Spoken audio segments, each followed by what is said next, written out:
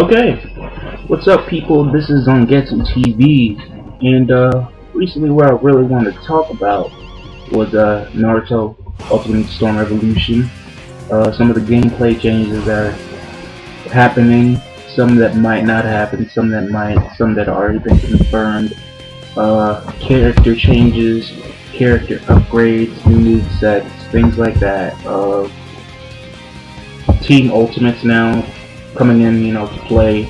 We haven't really seen those ever since Naruto Ultimate Ninja 2, or like since the Ultimate Ninja series, the original Ultimate Ninja series, not the Storm series itself.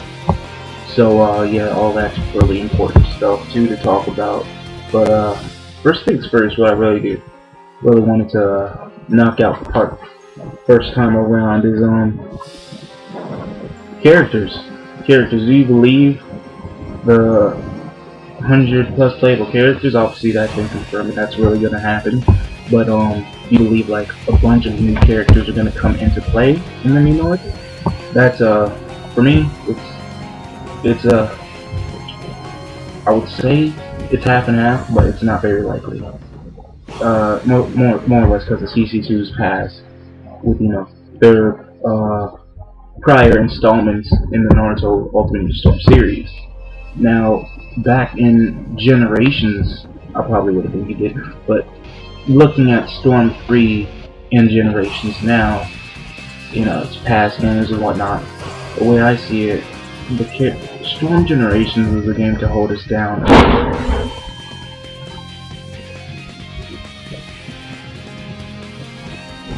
Oh yeah, that was some lightning. That was a pretty bad lightning strike. That I think that struck somebody, more than likely. Sasuke using that old Kirin. Anyway, moving along.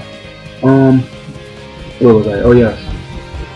Characters. Storm Generations was just a game to hold us down for Storm 3, so a lot of people had, complaints on Ultimate Ninja Storm 3 with the character roster and not bringing in enough new characters, not putting in characters that were supposed to be in the game, like 7 Ninja Mist Swordsmen, 7 Swordsmen of the Mist.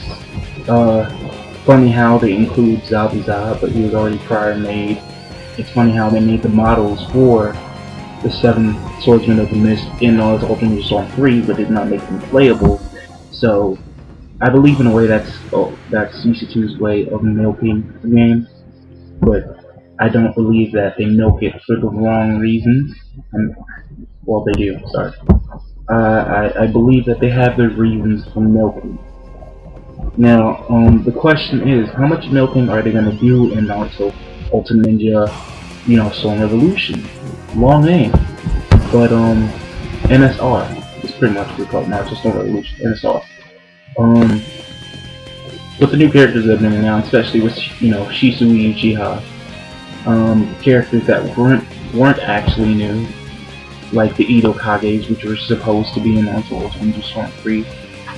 It's nice that they made new costumes for Akatsuki, but I don't believe they've shown us enough just yet, especially character-wise.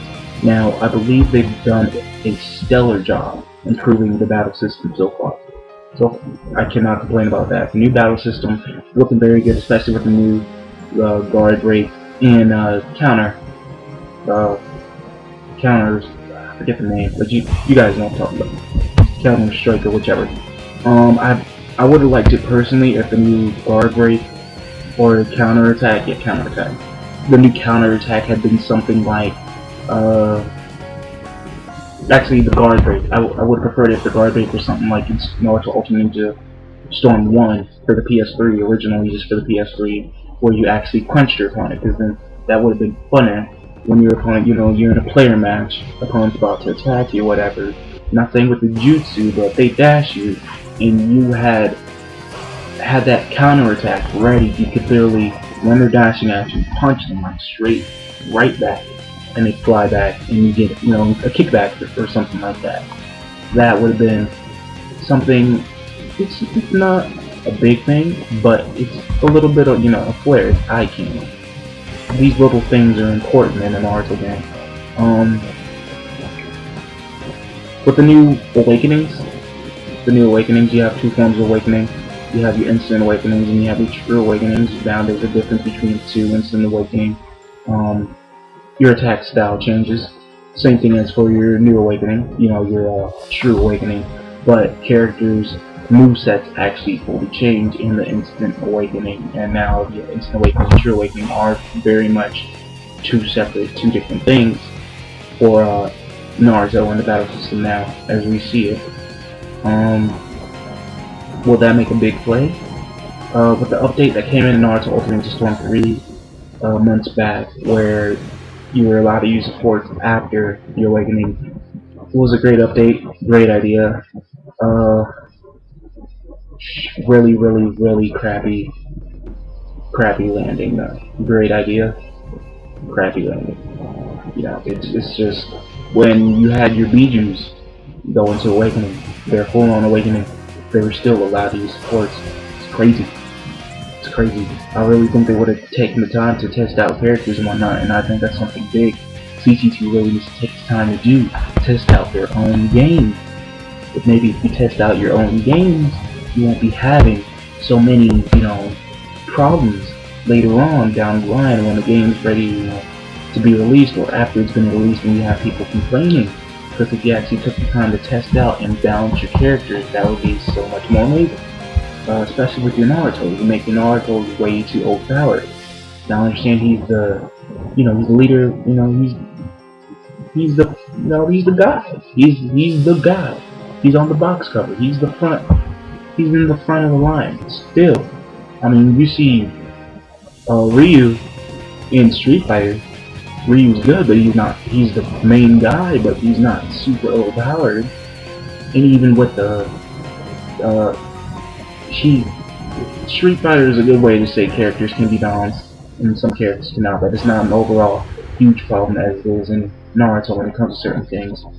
Mifune and Hanzo were extremely overpowered characters in Naruto and Storm 3, and that was a huge problem.